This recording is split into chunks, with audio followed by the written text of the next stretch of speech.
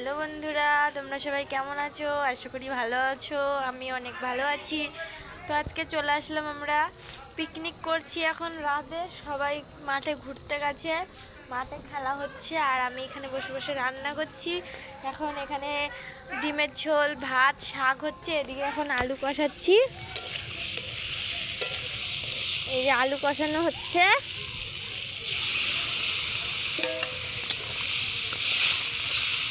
জল দিয়ে জল দিয়ে দিলাম।